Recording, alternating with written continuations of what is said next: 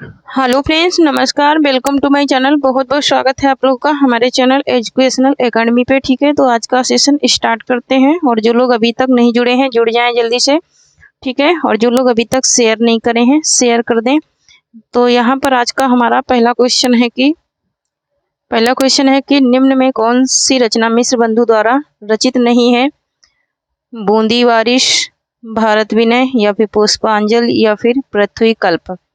ये किसके मिश्र बंधु द्वारा रचित रचना नहीं है, ये पूछ रहा है। कौन सी रचना मिश्र बंधु द्वारा रचित नहीं है? ठीक है,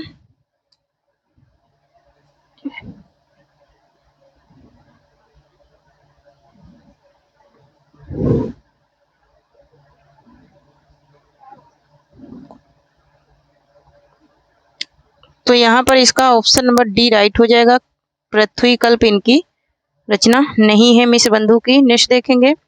नेक्स्ट है कि असंगत विकल्प चुनिए। ठीक है, असंगत विकल्प को चुनना है। हिंदी साहित्य का दूसरा इतिहास डॉक्टर बच्चन सिंह का है। हाँ, ये बात बिल्कुल सही है। हिंदी साहित्य 20वीं शताब्दी बाबू श्याम सुंदर दास। देखती हूँ। हिंदी साहित्य का इतिहास लक्ष्मी सागर वासुदेव का है। ये भी बात सही है। हिंदी साहित्य का आलोचनात्मक इतिहास, तो ये आलोचनात्मक इतिहास रामकुमार वर्मा का भी है। ठीक है, तो यहाँ पर ऑप्शन नंबर बी जो है ये गलत है। ये हिंदी साहित्य का 20वीं शताब्दी का इतिहास है, श्याम सुंदर दास का नहीं है। ठीक है, नेक्स्ट क्वेश्चन देखेंगे। नेक्स्ट है हमारा कि किस ग्रंथ में राधा कृष्ण के प्रेम का अनूठा वर्णन है? किस ग्रंथ में राधा कृष्ण के प्रेम का अनूठा वर्णन है? मृगावती में, पद्मावत में, पदावली में, या फिर मधुमालती में? तो ये अनूठा वर्णन किस में है इनका? तो ये है पदावली में है। नेक्स्ट क्वेश्चन देखेंगे। नेक्स्ट है कि अमीर खुसरो हिंदी साहित्य के किस काल से संबंधित कवि हैं? आधुनिक काल से, रीतिकाल से, आदिकाल से, या फिर भक्ति काल से? तो ये संबंधित हैं किससे? ये संबंधित हैं आदिकाल से। ठीक है, किससे संबंधित है? आदिकाल से संबंधित हैं। नेक्स्ट क्वेश्चन देखेंगे। नेक्स्ट है कि 2018 के साहित्य अकादमी पुरस्कार से किस लेखिका को सम्मानित किया गया? मन्नू भंडारी को, चित्रा मुद्गल को, गीताश्री को, या फिर मृदुला गर्ग को? किसको सम्मानित किया गया था साहित्य अकादमी से 2018 में? तो 2018 में सम्मानित किया गया था किसको? चित्रा मुद्गल को सम्मानित किया गया था। नेक्स्ट क्वेश्चन देखेंगे। नेक्स्ट क्वेश्चन है कि खुमान रासों का रचयिता कौन है?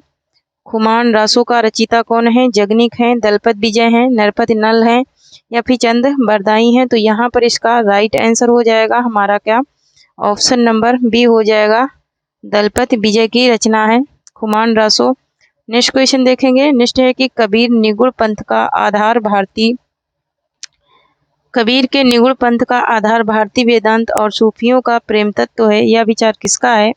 रामचंद्र शुक्ल का, हजारी प्रसाद द्विवेदी का, गोविंद त्रिगुणियात का, या फिर राहुल संकृत्यायन का है? तो यहाँ पर इसका राइट आंसर हो जाएगा हमारा ऑप्शन नंबर ए हो जाएगा। रामचंद्र शुक्ल ने कहा था ये बात। नेक्स्ट क्वेश्चन देखेंगे। नेक्स्ट है कि गोरख जगायो जोग भगति भगायो लोग, ये काव्य पंक्ति इनमें से किस कृति में है? बीजक में है, कवितावली में, या फिर गोरख वाणी में, या फिर नाथ वाणी में है? ठीक है, तो यहाँ पर इसका राइट आंसर हो जाएगा हमारा क्या? ऑप्शन नंबर सी हो जाएगा। ये गोरख वाणी में ये काव्य पंक्तियां हैं। नेक्स्ट क्वेश्चन देखेंगे। नेक्स्ट है कि निम्न कवियों में कौन हिंदी का महाकवि माना जाता है? कालिदास, भर्तृहरि, अश्वघोष, या फिर तुलसीदास? ठीक है, तो यहाँ पर इसका राइट आंसर हो जाएगा ऑप्शन नंबर डी। तुलसीदास को माना जाता है। नेक्स्ट क्वेश्चन देखेंगे। नेक्स्ट क्वेश्चन है कि वियोगी हरि ने तुलसीदास को किस संप्रदाय में परिगृहित किया है? स्मार्त वैष्णवों में, या फिर निम्बार्की में, या फिर वेदांती में, या फिर रामानंदी में? ठीक है, तो किस में किया है इन्होंने? तो वियोगी हर ने किया है किसमें? रामानंदी में किया है। नेक्स्ट क्वेश्चन देखेंगे। नेक्स्ट है कि इनमें से ज्ञानाश्रयी शाखा के कवि नहीं है, नहीं पूछ रहा है। धर्मदास, अग्रदास, दादू दयाल, या फिर कबीरदास? कौन ज्ञानाश्रयी शाखा के कवि नहीं है ये पूछ रहा है। तो यहाँ पर ऑप्शन नंबर बी राइट हो जाएगा। ये अग्रदास नहीं है। नेक्स्ट क्वेश्चन देखेंगे। नेक्स्ट है कि निम्नलिखित विकल्पों में से किसे हिंदी की शैली नहीं मानेंगे? मनस्वी, दक्षिणी, संस्कृत निष्ठ हिंदी या फिर हिंदी हिंदुस्तानी। किसको नहीं मानेंगे? हिंदी की शैली, ठीक है, हिंदी की शैली किसे नहीं मानेंगे? तो मसनवी को नहीं मानेंगे। नेक्स्ट क्वेश्चन देखेंगे। नेक्स्ट क्वेश्चन है कि श्रृंगार रस के घोर विरोधी कौन से संत थे? मलुकदास, कबीरदास, सुंदरदास या फिर रैदास। तो कौन थे? वो थे सुंदरदास। सुंदरदास थे घोर विरोधी श्रृंगार रस के। नेक्स्ट क्वेश्चन देखेंगे।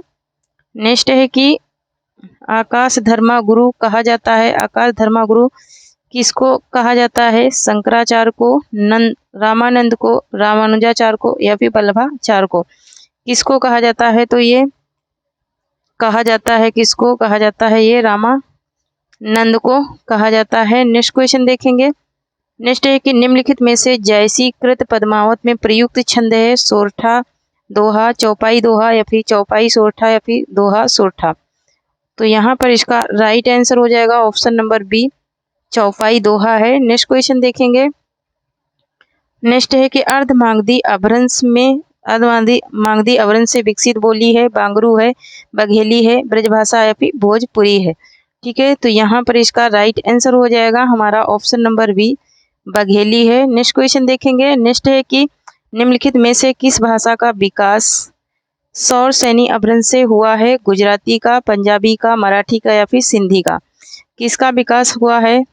किससे? सौर सैनी अभ्रंश से। ठीक है, तो यहाँ पर इसका राइट आंसर हो जाएगा ऑप्शन नंबर ए, गुजराती का हुआ है। नेक्स्ट क्वेश्चन देखेंगे। नेक्स्ट है कि हिंदी साहित्य का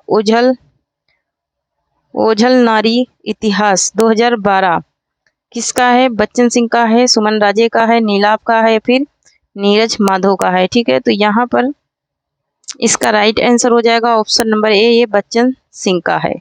नेक्स्ट क्वेश्चन देखेंगे। नेक्स्ट क्वेश्चन है कि रस पीयूष निधि के रचनाकार कौन है? रस पीयूष निधि के रचनाकार कौन है? आचार्य शोभनाथ है, चिंतामणि है, मतीराम है या फिर देव है। ठीक है, तो देखिए यहाँ पर कोई ना कोई क्वेश्चन किसी न किसी एग्जाम में पूछा गया है, इसलिए बड़े इंपॉर्टेंट क्वेश्चन है। तो ऑप्शन नंबर ए राइट हो जाएगा। किसका है? आचार्य शोभनाथ का। आचार्य शोभनाथ की ये रचना है रस पीयूष निधि। नेक्स्ट क्वेश्चन देखेंगे। नेक्स्ट है कि निम्नलिखित में से कौन सी रचना चिंतामणि की नहीं है?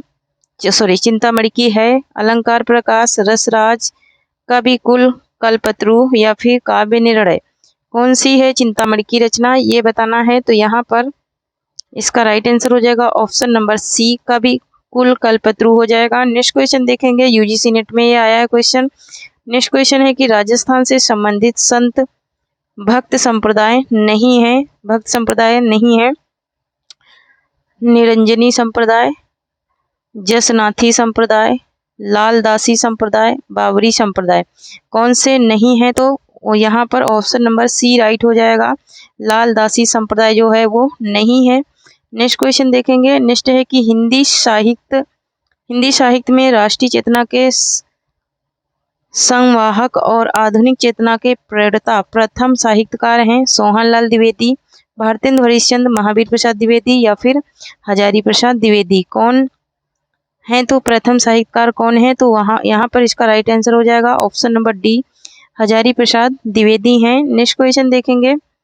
नेक्स्ट है कि द्विवेदी युग के किस कवि ने अपना काव्य ब्रज में लिखा है? अयोध्या सिंह उपाध्याय ने, मैथिली शरण गुप्त ने, जगन्नाथ दास रत्नाकर ने या फिर गया प्रसाद शुक्ल शनेही ने। किसने लिखा है ब्रज भाषा में? तो वो लिखने वाले कौन है ब्रज भाषा में? किसने लिखा है? तो मैथिली शरण गुप्त ने लिखा है। नेक्स्ट क्वेश्चन देखेंगे। नेक्स्ट है हमारा कि छायावत के किस कवि का काव्य अरविंद के जीवन दर्शन से प्रभावित है? महादेवी वर्मा का, जयशंकर प्रसाद का, सूर्यकांत त्रिपाठी निराला का या फिर सुमित्रानंदन पंत का है? तो यहाँ पर इसका राइट आंसर हो जाएगा हमारा ऑप्शन नंबर डी हो जाएगा, सुमित्रानंदन पंत। नेक्स्ट क्वेश्चन देखेंगे। नेक्स्ट है कि द्वंद्वात्मक भौतिक विकासवाद किस काव्यधारा का आधार है? नई कविता का, समांतर कविता का, प्रगतिवाद का, इनमें से कोई नहीं। ठीक है, तो यहाँ पर इसका राइट आंसर हो जाएगा ऑप्शन नंबर बी, समांतर कविता का आधार है। नेक्स्ट क्वेश्चन देखेंगे। नेक्स्ट है कि प्रेम परिषद अधिनियम कब बनाया गया? 1978 में, 1984 में, 1976 में, 1980 में। ठीक है, तो ये कब बनाया गया? ये बनाया गया कब? 1978 में ये बनाया गया। नेक्स्ट क्वेश्चन देखेंगे। नेक्स्ट क्वेश्चन है कि अन्वय शब्द का संधि विच्छेद होगा अनधन वयः, वयः, अनधन अयः, अनुधन अयः या फिर अनुधन वयः। क्या हो जाएगा इसका संधि विच्छेद? तो यहाँ पर इसका राइट आंसर हो जाएगा हमारा ऑप्शन नंबर डी, अनुधन वयः हो जाएगा, विसर्ग संधि हो जाएगी। ठीक है, नेक्स्ट क्वेश्चन देखेंगे। नेक्स्ट है कि शाखा मृग में पर्यायवाची कौन सी है? मोर का है, बंदर का है, शेर का है या फिर बिल्ली का है? तो शाखा मृग का पर्यायवाची है बंदर का, बंदर का ये पर्यायवाची है। नेक्स्ट क्वेश्चन देखेंगे। नेक्स्ट क्वेश्चन है कि अनुनासिक व्यंजन कौन से होते हैं? वर्ग के प्रथमाक्षर या फिर वर्ग के तृतीयाक्षर या फिर वर्ग का चौथा व्यंजन, फिर वर्ग का पंचमाक्षर। ठीक है, तो अनुनासिक पूछ रहा है, तो अनुनासिक व्यंजन वे व्यंजन होते हैं, वर्ग के पंचमाक्षर होते हैं वे व्यंजन होते हैं जो हर वर्ग के लास्ट में आते हैं। ठीक है, जैसे अंगा, इया, अड़ा, ना, मा। ठीक है, तो ये है क्या अनुनासिक व्यंजन है और इन्हें पंचमाक्षर भी कहते हैं और इन्हें नासिक व्यंजन भी कहते हैं। नेक्स्ट क्वेश्चन देखेंगे। नेक्स्ट है हमारा कि रीति संप्रदाय के प्रवर्तक आचार्य हैं, वामन है, मम्मट है, भामा है या फिर दंडी है?